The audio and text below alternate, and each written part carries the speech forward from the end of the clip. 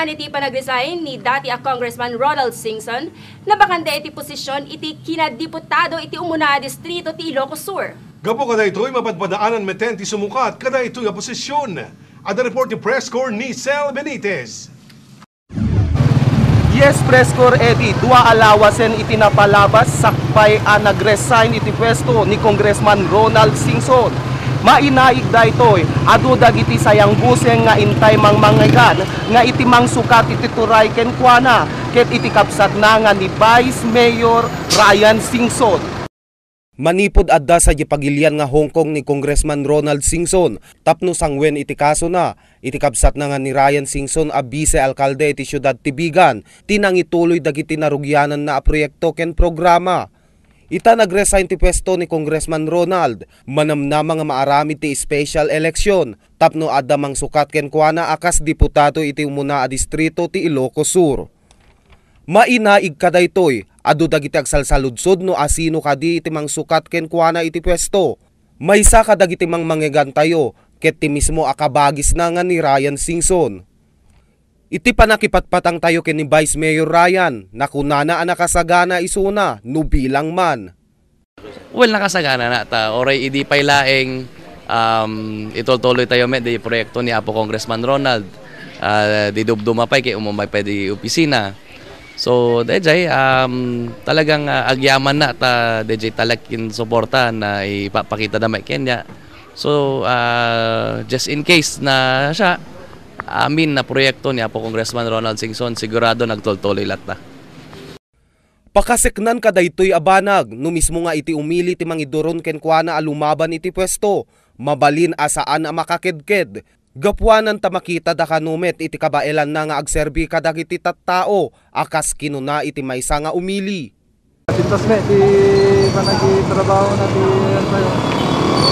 ano pagpunahan na ti tagati ayan pa yung bigan no sabi ko mana kasi alatan nila nagkanayan di kuwana nga managsaldo na di lugar pa yun.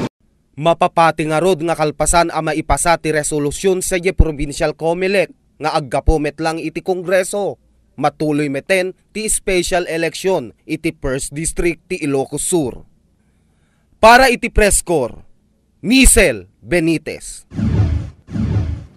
Iti police report may samanena pamaltog iti napasamak iti syudad a Vigan. Agtultuloy pa lang iti investigasyon kadaytoy a krimen. Adto iti report. Agarup alas 11 di rabii napasamak iti shooting incident sa Sitio Kalungbuyan, Barangay Bulala, Syudad ti Bigan. Napagamuan tayo nga dagiti biktima ket da Eugenio Bermudez y Cabalo, 55 anyos, residente di Barangay Ag-Agraw, Santa Maria, Ilocos Sur. Ken Plebi Reyotita y Gabo, 47 anyos, agnaed iti lugar a nakapasamakan ti krimen. Segun ti inisyal nga investigasyon dagiti otoridad, manarimaan kano amang mangan dagiti biktima iti sango ti balay da Reyotita, abiglalaengen nga adda ng paltog ken kuadan, asaan pay anabigbig a suspek, mapapati ana usar ket shotgun, base ti dua nga slugs ana rekobre sa di crime scene. Stable met, okay met isoda. So, adda ti kasla makikita mi nga lead, sa may nga mabalin nga ibulgar ta ag-investigar kami pay. Nagsagrap nga rod ni Bermudez ti panakadaplis iti makinkannawan asaka na natamaan met iti makinkannawan aparte iti patong ni Reyotita. Adag ito'y madama a matamtamin sa di Gabriela Silang General Hospital. Iti panakipatpatang tayo ken ni Reyotita, inistoryana no anya dagiti nagsisinnaruno a pasamak. Hindi pa kami tapos kumain, may narinig na akong putok. Yung pala dito sa akin, bumagsak na ako yung upuan. Lakas. Isang putok lang naman eh. Isang putok lang. Pumasok na lang ako sa loob. Nilak ko na yung pintuan kasi baka may papasok pa eh. Eh wala kaming kasama doon. Numan pa'y saan na nabigbig iti suspek. Agtultuloy lata iti nainget nga investigasyon nga ipatpatungpal dagiti kaming iti PNP Bigan City. Tapno maresolbar adagos iti daytoy anasoo a krimen.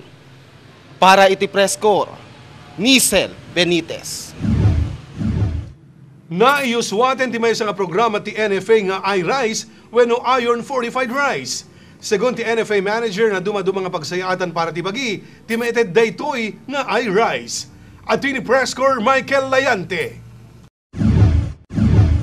Balaygi ti pan nakaiyoswat iti programa ti National Food Authority nga iRice wenno iron fortified rice. Daytoy ket kalpasan ti iRice launching nga naaramid iti mismo nga NFA Provincial Office ti Ilocosur. Segun iti National Food Authority Provincial Manager Fortunato Bulao na dumaduma nga benepisyo para iti bagi ti maala kadaytoy nga iron fortified rice. Kabayatan daytoy a programa na aramid pa iti panangipakaam mo wenno overview no anya daytoy nga iron fortified rice nga sinarunomet iti panagpipinderma dagiti na dumaduma nga sangay ti ahensya akas mangipakita iti nananay nga suporta kadaytoy a programa. Actually, at the programa ti National Food Authority na inuuten tayon nga lalawkan dagiti nagduma nga ilako tayo mapagas. Although haan nga 100% datoy aramidan tayo, siguro habang panagtultulit ti panawen aging gana iti umabot tayo iti 60% dato ilako ti NFA at danton posibilidad na nga addaan dati kung para tayo nga iron fortified rice. Ket daytoy ngamin obligado ti NFA takas na ibagatatay ni Mr. Corpus daytoy ket mandate datoy nga tagbalin. Kabayatan met iti pan nakaaramid ti press conference wenno open forum babaen iti NFA Provincial Manager ken dagiti mangibagbagi iti na dumaduma nga ahensya ditoy nga naibato dagiti sumagmamano a saludsod. Maysa ditoyen no sa dino ti paggapuan daytoy nga iRice ken no anya dagiti pagsayaatan nga maala kadaytoy a klase ti bagas. Banag nga sinungbatan met daytoy iti NFA Provincial Manager Fortunato Bulao. Actually, tilang talaga nga kapuanan na pala dito ikat nagapo iti sa bali nga lugar kas kumati United States of America. Ket no nakita tayo nangingina nga amang ti presyo na ito umabot nga 5,000 nga pesos na nasurok pa DJ 25 kilograms lain. Dito ilaklaok tayo ta dito ngamin kakapsat ket programa ti gobyerno nga kas dagitay na numerical tay kayat dalaeng pumintas iti salunat dagiti Pilipino, pumintas iti inda panagpanpanunot sumaririta. Ket hanbaling at nagastos na ti NFA, handa nga i-charge kakabsat nga nayon. Dili presyo iti bagas nga di panangilako tayo nga nguminmin. Gapo ka daytoy abanag, mangnamnama nga ro iti NFA manager ngagtoltoloy iti suporta nga ipaay dagiti na dumaduma nga ahensya kameng iti media ken dagiti ka probinsyaan para kadaytoy a programa. Para ti Presscore, Michael Layante. Sadyay NBA. Adan iti nga ti standings ti Chicago Bulls iti Eastern Conference. Idinto nga namin tinarmet ti San Antonio ti Rangoda ang numero 1 iti Western Division. At iti scoreboard.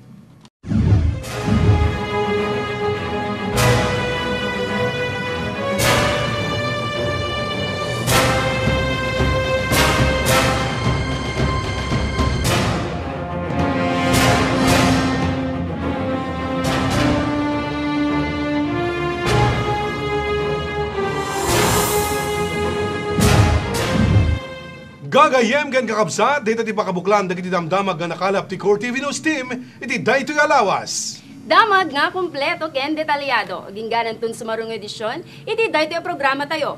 Tuy gayem ken kabsatyo, Marisa Adova Sagdepa. Partner, sa week na to, ang daming nangyari, no? Sobra as in grabe. As in grabe, talaga. The last time, pinag-usapan natin yung nangyari sa New Zealand. Sa New Zealand? Tapos yung sa Libya, nagkakagulo. Until now, magulo pa rin. Magulo pa rin. Tapos sa Bahrain pa, yung pinakahuli ngayon, mga kilos protesta. Diyos ko naman. And then yung pinaka-latest talaga yung sa Japan. Buti yung Libya at saka Bahrain, parang man versus man eh. Madali lang yun. Mga rebelde versus sa Japan, sa nature na yun. Nature versus man. That's the hardest thing talaga to happen. Kasi defenseless ka, helpless ka, you don't know what to do. And the only thing that you can do, sa tingin ko, is pray. Oo. Tsaka partner, meron yung kumakalat na text na about sa radiation leak. Yeah. Nakatanggap ka ba nun? Dalawa yung natanggap ko actually. Actually, marami ako natanggap na ganun. Although the same content, no? Oo. Pero sa paliwanag naman ng sa ating end, parang wala naman. Hindi naman apektado ang Pilipinas actually, no? Naapektahan na yung mga Pilipino ng mga Pilipino that time kasi nagpanik sila. Nagpanik. Pero wala naman daw katotohanan yun. Wala naman. Malayo na daw naman tayo. Kung ano naman pinaggagawa ng mga tao. Okay, doon naman sa nangyaring gano'n I think masasabi ko lang, let's just pray.